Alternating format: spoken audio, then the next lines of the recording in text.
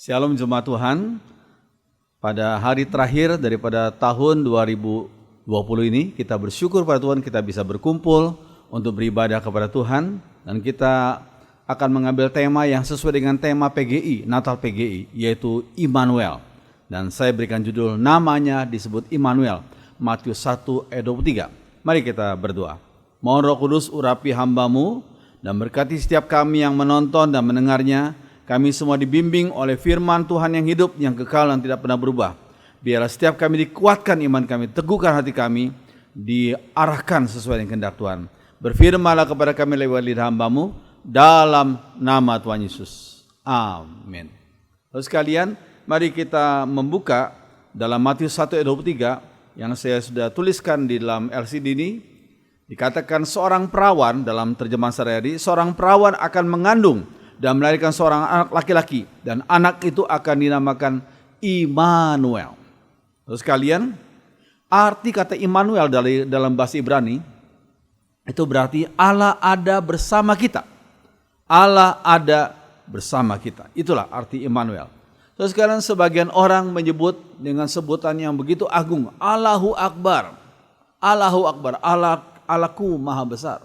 Saudara sekalian, sebutan Allahu Akbar ini satu sebutan yang agung. Sebutan ini menyatakan bahwa Allah itu Allah yang transenden, Allah yang jauh di sana. Allah yang agung, Allah yang hebat, tapi Allah yang jauh di sana.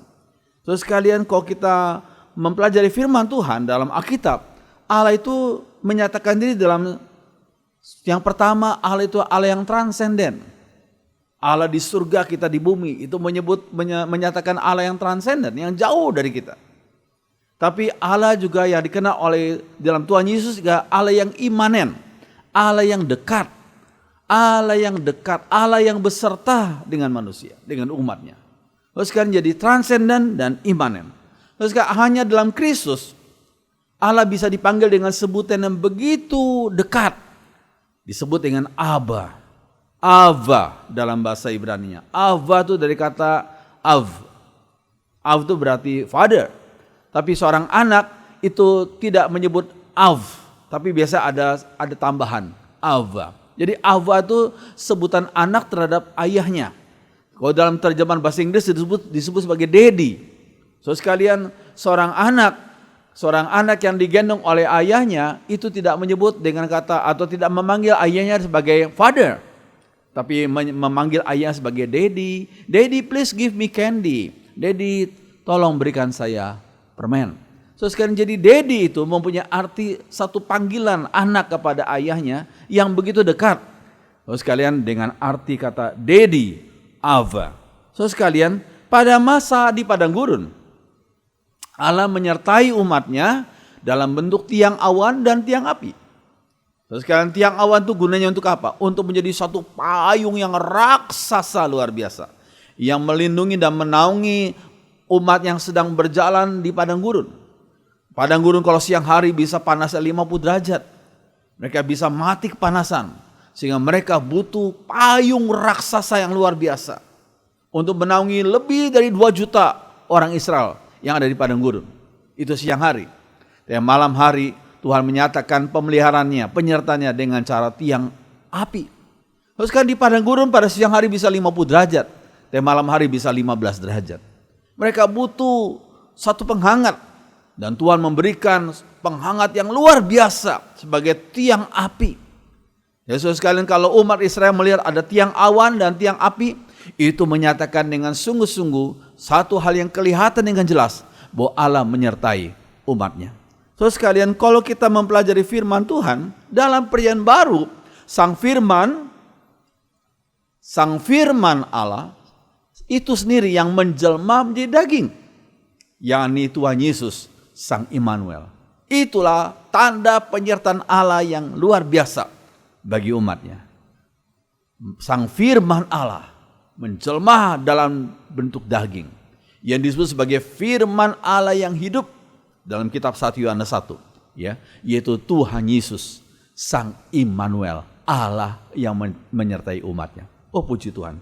So sekalian, kalau kita melihat selanjutnya, dampak Immanuel. Apakah dampak Immanuel bagi umatnya? Terus sekalian, dampak yang pertama adalah rasa tenang dan mantap dalam menghadapi berbagai tantangan. Ya, betapa kita tidak tenang. Yang menyertai kita adalah Allah pencipta, luar biasa. Saudara sekalian, yang menyertai umat adalah Allah yang maha kuasa. Yang kuasanya disebut maha. Manusia bisa punya kuasa tapi tidak disebut sebagai maha kuasa. Hanya Allah sang pencipta yang disebut sebagai maha kuasa. Saya kasih perbandingan contoh gambar yang lucu, yaitu gambar tentang dua orang sumo, ya, pegulat sumo, dan salah satunya rupanya baru punya anak, baru punya bayi. Bayi itu nampak kecil sekali di tangan pegulat sumo yang besar itu. So sekarang sang anak bayi itu begitu aman di tangan ayahnya yang kuat sebagai pegulat sumo itu. Ini hanya suatu perbandingan kecil. Itu hanya membandingkan Allah itu maha kuasa, luar biasa. Dia melindungi umatnya. Manusia yang fragile, yang mudah retak, yang mudah sekali mengalami kesulitan. Tapi kita dilindungi oleh yang maha kuasa itu. Luar biasa. Kalau kita membaca dalam 2 Tawari 32 ayat 7 sampai 8 dikatakan, Tuhan berkata kepada Raja Hizkia, dan Hizkia menguatkan umat Israel waktu itu. Lalu sekalian dikatakan, kuatkanlah, teguhkanlah hatimu, janganlah takut dan terkejut kepada Raja Asyur, serta seluruh laskar yang menyertainya. Karena yang menyertai kita lebih banyak daripada yang menyertai dia. Ya, ini perkataan Hizkia menenangkan hati rakyat Israel yang sedang mengalami suatu kegelisahan luar biasa, ketakutan luar biasa. Dikatakan yang menyertai dia adalah tangan manusia. Tapi yang menyertai kita adalah Tuhan Allah kita yang membantu kita dan melakukan peperangan kita.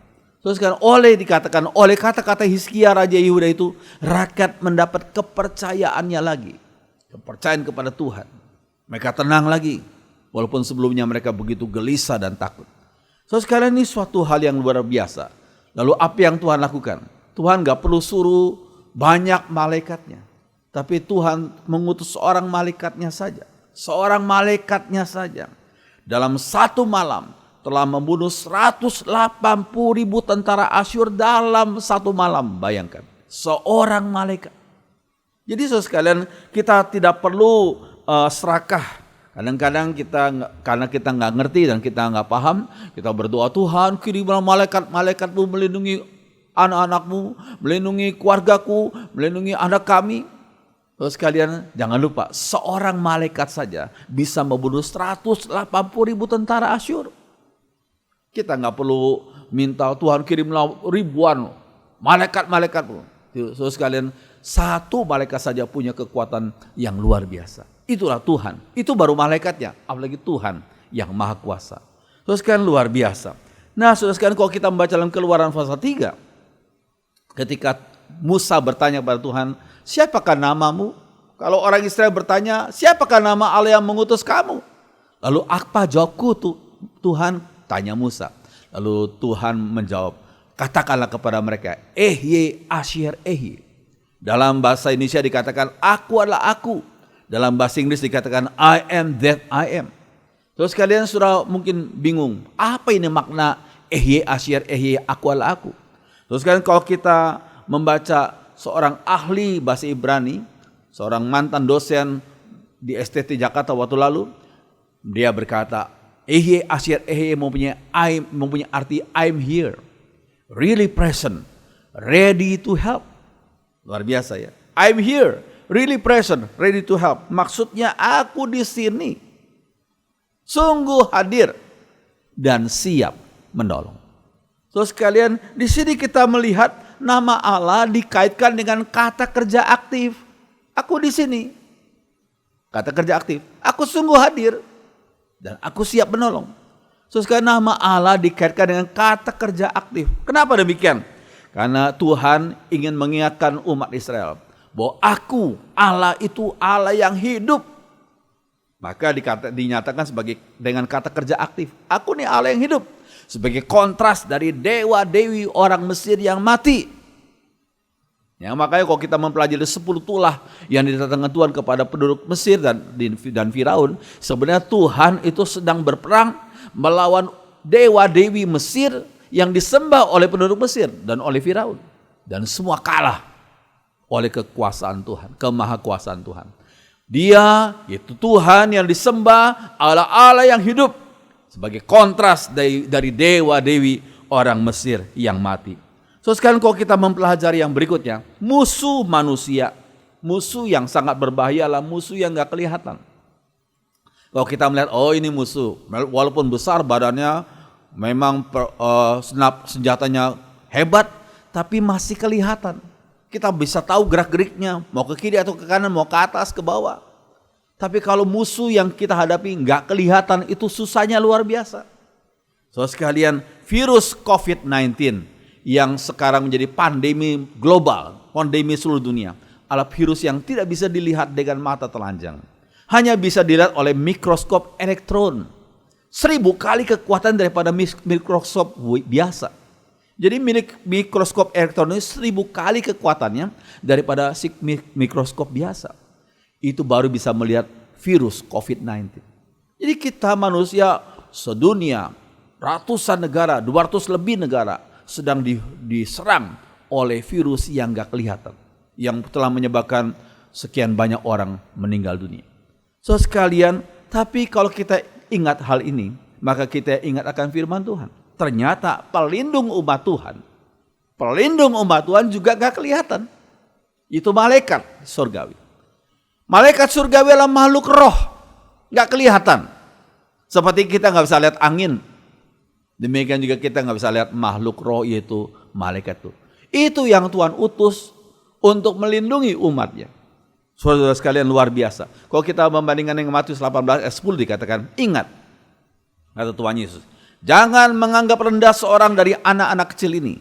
Karena aku berkata kepadamu, ada malaikat mereka di surga yang selalu memandang wajah Bapakku yang di surga. Luar biasa kan? Anak kecil saja dijagai oleh satu malaikat. Setiap anak dijagai satu malaikat. Apalagi umat Tuhan yang dewasa. Lalu sekalian kita umatnya yang dipelihara, yang dijadikan seperti biji mata Tuhan, pasti dipelihara oleh malaikat surgawi yang gak kelihatan. Itulah penjaga kita. Walaupun musuh yang kita hadapi oleh dunia ini adalah musuh yang gak kelihatan, yaitu berupa virus COVID-19.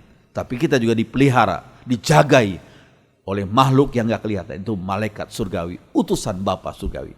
Saudara sekalian, luar biasa. Nah, saudara sekalian, yang berikutnya, kita juga perlu hati-hati. Karena apa? Perlu berhati-hati jikalau Tuhan berkata, Immanuel, Allah menyertai kita. Sikap kita yang kedua adalah hati-hati. Bukan hanya tenang, bukan hanya karena rasa aman, tapi kita perlu hati-hati. Kenapa demikian? Mari kita baca dalam Kolose 3 ayat 17 dan 23. Dan segala sesuatu yang kamu lakukan dengan perkataan atau perbuatan, lakukan semuanya itu dalam nama Tuhan Yesus. Dalam bahasa Inggris disebut sebagai in the presence of our Lord Jesus. Di hadirat Tuhan Yesus. Sambil mengucap syukur oleh Dia kepada Allah Bapa kita. Segala sesuatu yang kita lakukan, segala sesuatu yang kita katakan, kita perbuat, lakukanlah semuanya itu di hadirat Tuhan Yesus, di hadapan Tuhan Yesus yang memperhatikan. Jadi waktu kita bekerja di kantor, waktu kita berdagang di toko, waktu kita belajar di sekolah, waktu kita bergaul di tempat kita masing-masing, ingat, kita mengenal Tuhan Yesus Sang Immanuel yang selalu mengawasi tingkah laku dan perbuatan kita. Oleh karena itu kita harus berhati-hati. Terus kan ini suatu hal yang penting, ya. Selalu kita harus sadar semua tindakan kita adalah di hadapan Allah, di hadapan Tuhan yang mengawasi. Harus kita sadar tuh. Walaupun suami nggak lihat kita, walaupun istri tidak lihat kita, walaupun orang tua, anak, menantu tidak lihat kita, walaupun Pak Pendeta tidak lihat kita, walaupun teman-teman tidak lihat kita, ingat, masih ada pribadi yang selalu lihat kita. Itu Sang Immanuel. Ya, melalui Roh Kudus yang ada dalam hati kita, Dia selalu melihat kita. Saudara, ini suatu hal yang kita perlu pahami. Yusuf adalah contoh yang sangat baik. Kalau kita mempelajari dan membaca Kejadian 39, istrinya Potifar yang cantik, yang masih muda, yang wangi itu, yang kaya itu, senang banget melihat Yusuf ini. Sampai satu kali ketika suaminya sudah pergi, nggak ada orang lain di rumahnya yang besar itu kecuali mereka berdua. Istri Potifar langsung mengajak Yusuf, ayo tidur sama aku, gratis. Bahkan pasti istri Potifar sudah menyediakan hadiah bagi Yusuf ini. Tapi Yusuf berkata apa? Yusuf berkata, bagaimanakah mungkin aku melakukan kejahatan yang besar ini dan berbuat dosa terhadap Allah. Walaupun gak ada orang lain di rumah itu kecuali mereka berdua. Walaupun gak ada orang lain yang ngintip mereka. Tapi Yusuf tahu persis bahwa Allah selalu memperhatikan perbuatan umatnya. Makanya dikatakan, bagaimana mungkin aku melakukan kejahatan yang besar ini dan berbuat dosa terhadap Allah. Langsung Yusuf mengkaitkan hubungannya dengan Tuhan yang selalu memperhatikan dia. Terus kan ini suatu hal yang penting. Yusuf punya hati yang takut akan Tuhan sebab ia sadar Tuhan selalu mengawasi hidupnya.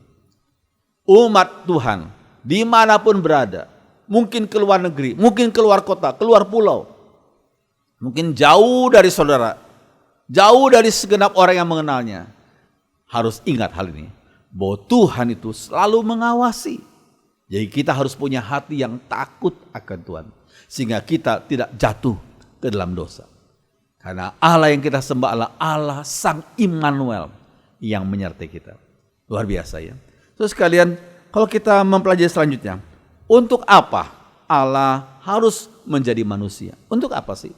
Kan cukup kalau Allah mau mengampuni dosa manusia, cukup dari surga Allah berkata dosa kalian diampuni. Tapi kenapa Allah harus menjadi manusia? Sang Firman itu menjadi manusia dalam diri Yesus Kristus. Sebab yang pertama adalah agar ia bisa mati untuk menebus umatnya.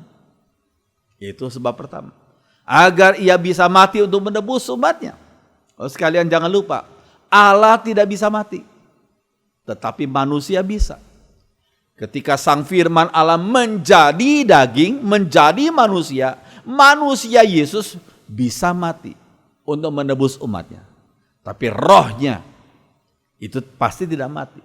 Rohnya kembali kepada Allah Bapa. So sekarang ini suatu hal yang penting. Allah tidak bisa mati, tapi manusia bisa. Sehingga salah satu tujuan Yesus harus mati karena Yesus harus menjadi manusia agar dia bisa mati untuk menebus umatnya. Yang berikut yang kedua, tujuannya adalah agar dia bisa mengalami pencobaan yang dialami oleh manusia. Terus sekali lagi harus kita ingat, sebagai Allah ia tidak dapat dicobai.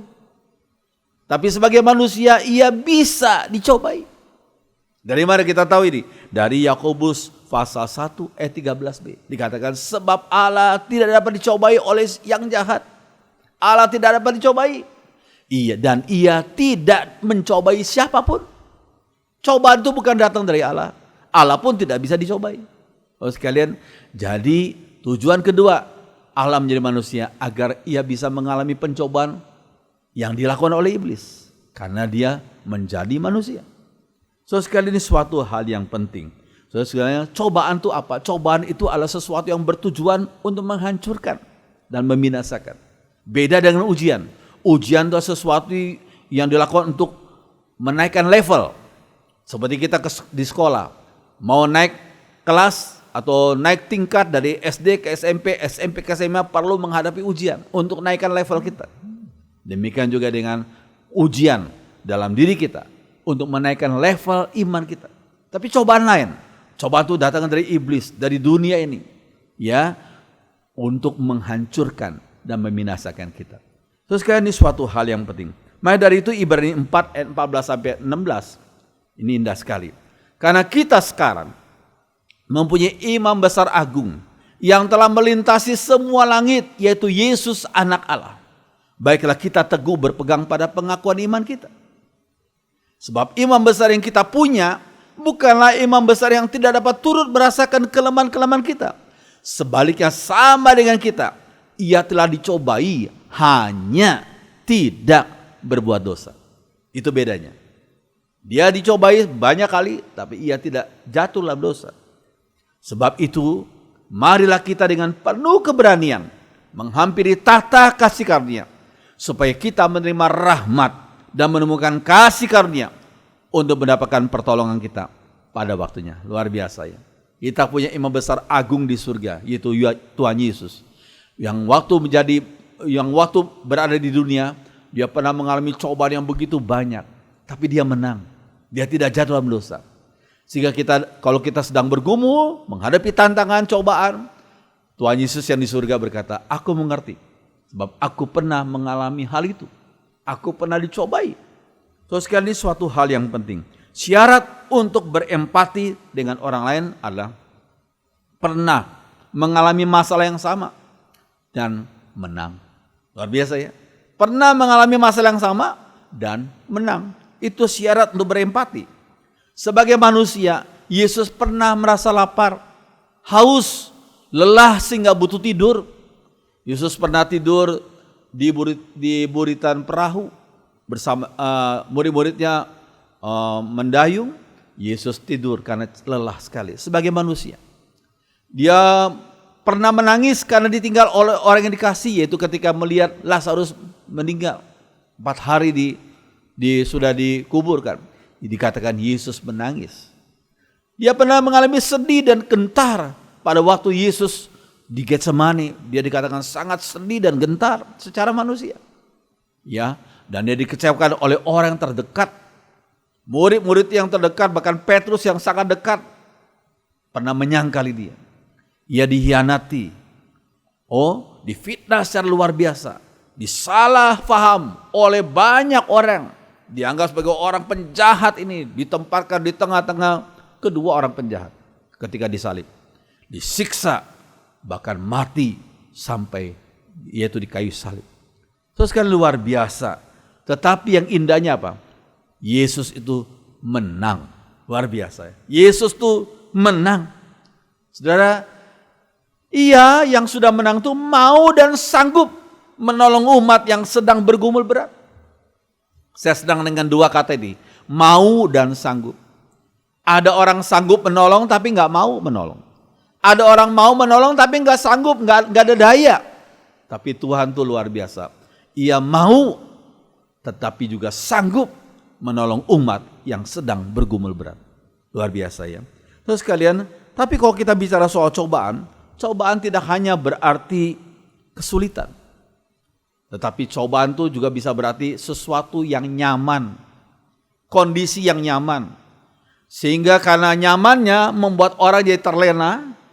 Dan perlahan-lahan tanpa disadarinya dia binasa. Contohnya apa? Ini satu gambar yang lucu. Pretty soon we become a boiling frog. Ya, mungkin kita dengan segera akan seperti kodok yang diboil, yang dipanasi dengan air itu. Dikatakan if a frog is placed in boiling water. Ya, jikalau seekor kodok yang masih hidup itu ditempatkan, ditaruh di air yang mendidih, maka it will jump out. Maka kodok itu akan melompat langsung. But if it is placed in cold water, jika kodok itu ditaruh di air yang dingin, that is slowly heated, air yang pelan-pelan dipanaskan, before he realize it, he is cooked. Sebelum kodok itu sadar, dia sudah mati oleh karena dipanasi pelan-pelan itu. Terus sekalian kita pun seringkali mengalami hal seperti itu. Seringkali iblis atau dunia ini mencobai kita bukan langsung dihadapkan satu kondisi seperti air yang mendidih, tidak.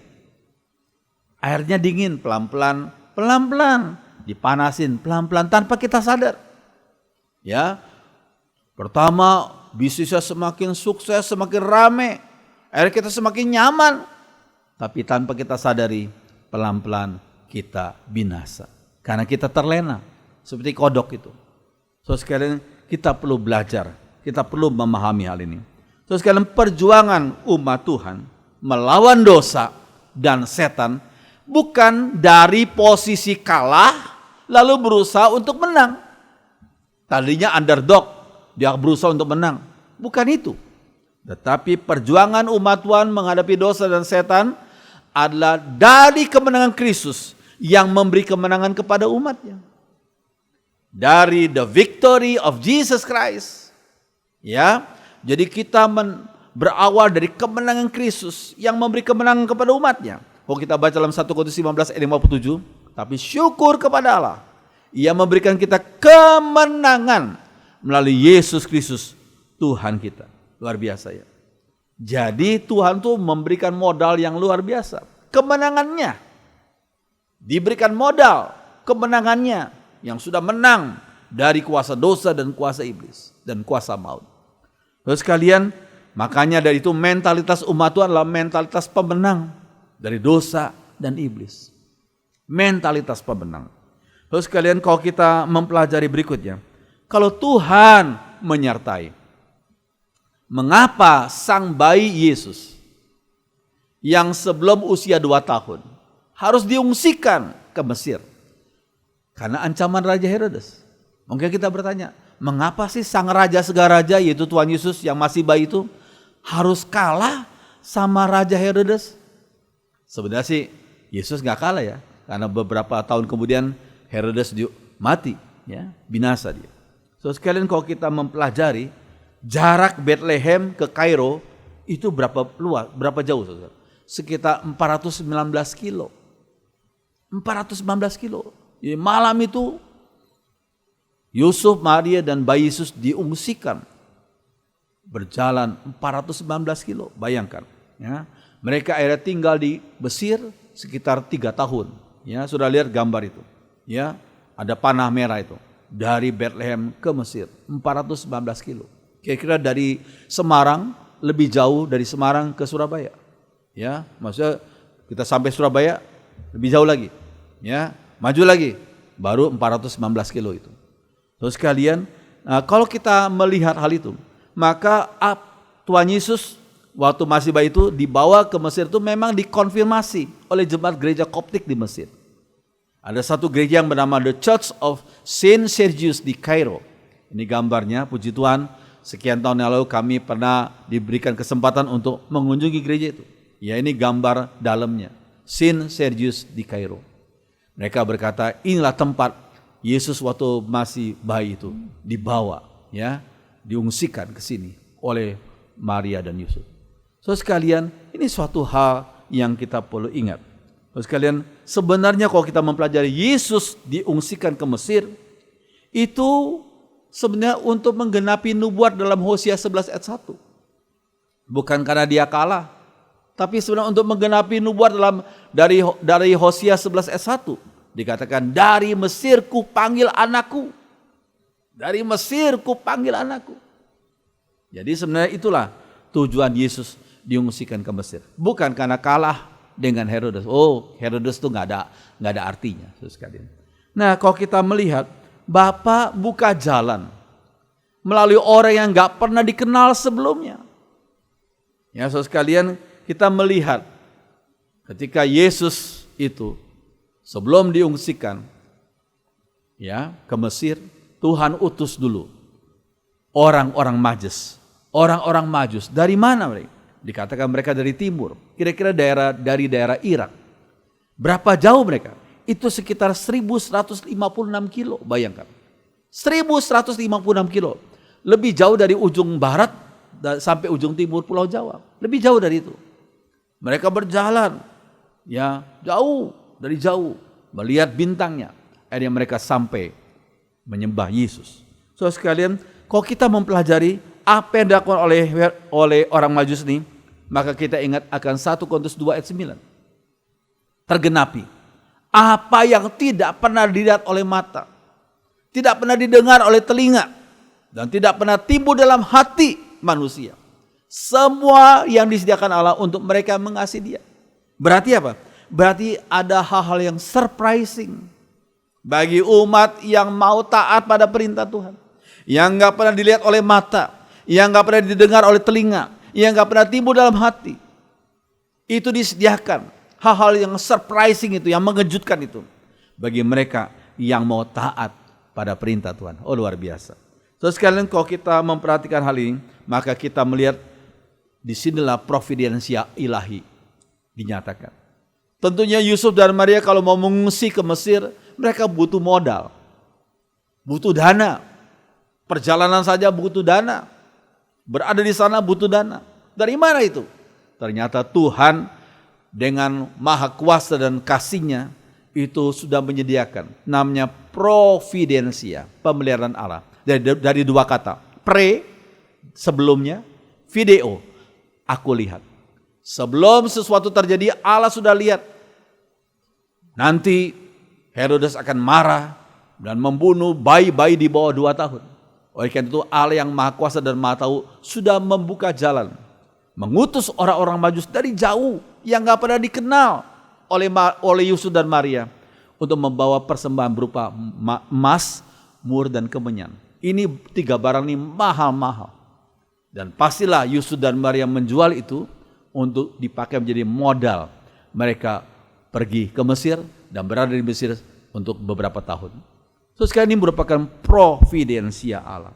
So sekalian, providensia ilahi kita sungguh alami pada tahun 2020 yang sebentar lagi kita akan tinggalkan.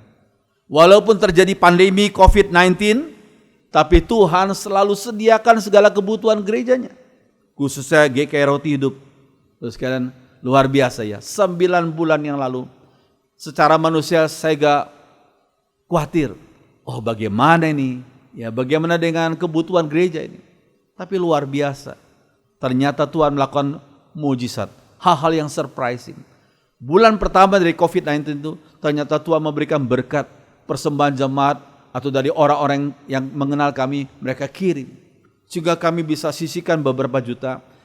Saya bilang kepada bendahara kami, tolong ini disisihkan, pasti ada kebutuhan. Ternyata Tuhan memang menyatakan kami harus ganti kamera, karena kamera yang kami pakai dulu adalah kamera handycam biasa. Orang bilang, Pak, kalau lihat gambarnya Pak Robi kok jadi panjang. Oh, jadi harus ganti kamera. Oh, kamera apa? Kamera yang khusus studio, sehingga sekarang gambarnya jadi bagus. Itu salah satu modalnya adalah dari persembahan yang kami sisihkan. Luar biasa ya. Seorang bendahara sinode kami berkata, wah luar biasa dah kalau ngeliat Pak Robi sama gereja GKI Roti Hidup, gak bisa ngomong dah bagaimana Tuhan menyatakan pertolongannya. Jadi saudara sekalian, kuasa Tuhan, providensia Tuhan, Tuhan nyatakan melalui pandemi ini, lewat pandemi ini, juga bagi keluarga kami, ya, kedua anak, menantu, cucu, Tuhan pelihara mereka luar biasa. So sekalian, jadi kita melihat suatu hal yang luar biasa.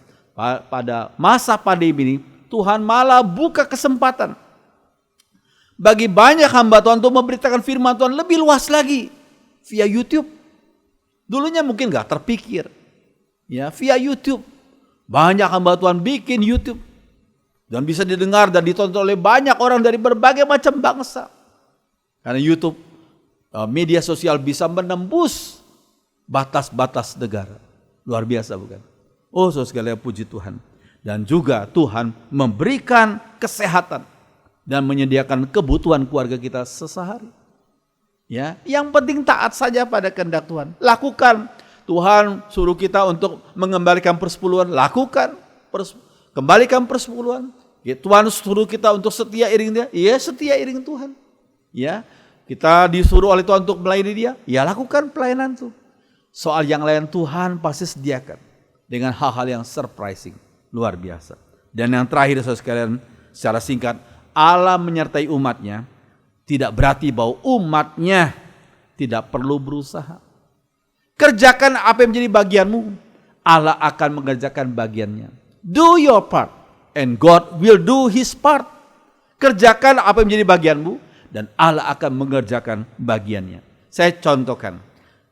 Jika Maria tidak menjaga kesuciannya saat dia gadis, pasti Tuhan tidak memilihnya untuk menjadi ibu dari manusia Yesus. Maria harus melakukan bagiannya, menjaga kesuciannya sebagai seorang gadis. Dan Tuhan memilih dia untuk menjadi ibu dari manusia Yesus. Kerjakan apa yang menjadi bagianmu, dan Allah akan mengerjakan bagian dia. Dalam masa pandemi ini kita kerjakan bagian kita. Kita hidup sesuai dengan protokol kesehatan, lakukan. Kita menjaga kesehatan, kita rajin sport, olahraga, lakukan. Makan makanan bergizi, lakukan. Tapi bersandar pada Tuhan. Selalu Tuhan akan mengerjakan bagian dia. Ini penting sekali. Biar akhirnya firman Tuhan membimbing kita. Ya, kita mengakhiri tahun 2020 ini. Kita menatap 2021 dan tahun berikutnya. Kita percaya Tuhan sudah ada di muka kita. Membuka peluang kesempatan bagi kita. Biar firman Tuhan jadi berkat bagi kita semua. Saya ingin mengajak saudara berdiri menyanyikan satu lagu yang sudah lama, beberapa tahun yang lalu kita sudah tahu ini. Sekalipun ku berjalan dalam lembah kelam, namun tanganmu selalu menopang hidupku. Mari kita berdiri, kita nyanyikan lagu ini bersama-sama.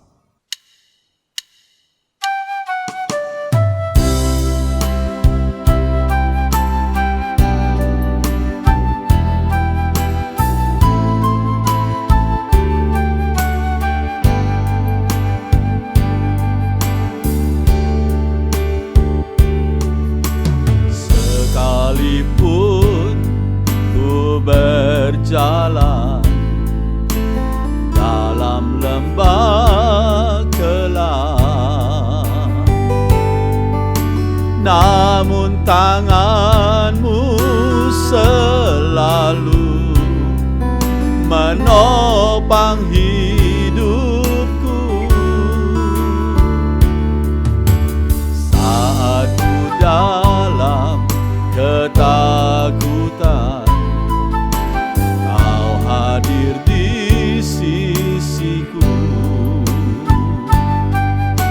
Kau berkata, jangan takut, Kau beriku kemenangan. Kaulah Tuhan yang berjanji, tak sekalipun Kau ingkari kesetiaan. Sungguh terbukti di sepanjang hidupku, untuk selamanya ku kan setia melayani, mengasihimu. Tiada Tuhan sepertimu, Yesus. Kau Allahku yang setia.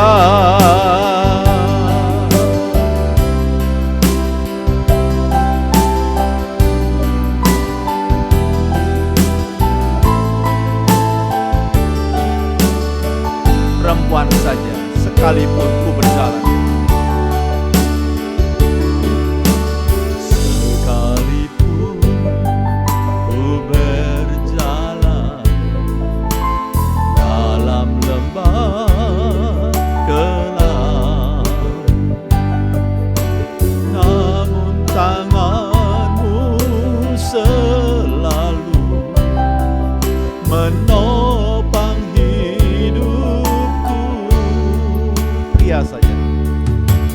Saat ku dalam ketakutan, Kau hadir di sisiku.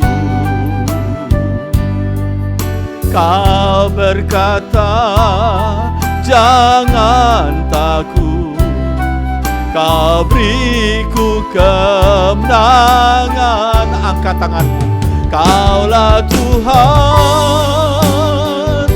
yang berjanji, tak sekalipun Kau ingkari kesetiaan. Sungguh terbukti di sepanjang hidup.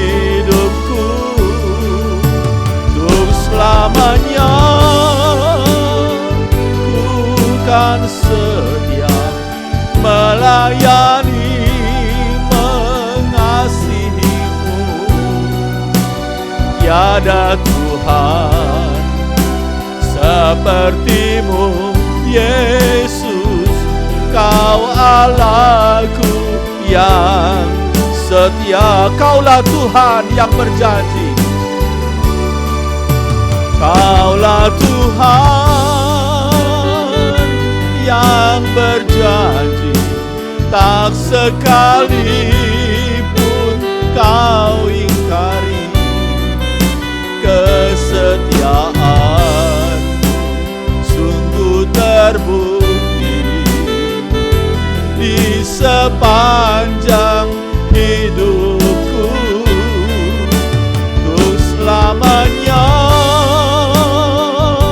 ku kan setia melayani, mengasihi-Mu. Tiada Tuhan seperti-Mu, Yesus. Kau Allahku yang setia. Tiada Tuhan, tiada Tuhan seperti-Mu, Yesus. Kau Allahku yang setia. Sekali lagi, tiada Tuhan seperti-Mu, Yesus. Kau Allahku yang setia.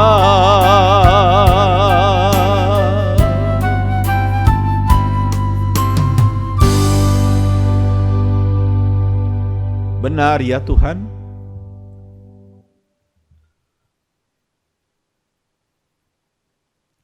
Engkau adalah Allah yang setia,